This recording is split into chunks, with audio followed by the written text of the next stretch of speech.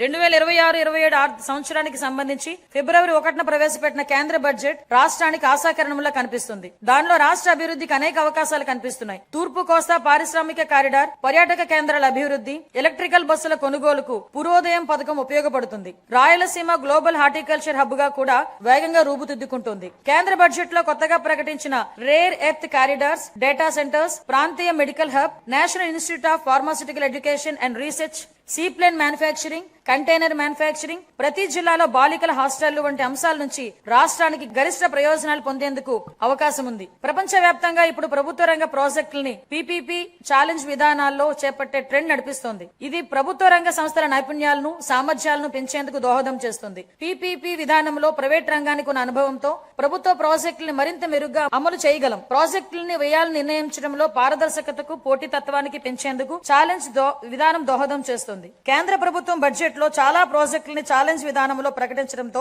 ఆంధ్రప్రదేశ్ కు కొత్త అవకాశాలకు ద్వారాలు తెరిచినట్టయింది. ఛాలెంజ్ మోడల్ లో ప్రాజెక్టులు చేపట్టేందుకు రాష్ట్రం పూర్తిగా సంసిద్ధంగా ఉంది. ఇతర రాష్ట్రాల్లో పోటీపడి chemical park, mega textile park, city economic regions, university township వంటి ప్రాజెక్టులు సాధించుకోగలమన్న విశ్వాసం మాకుంది.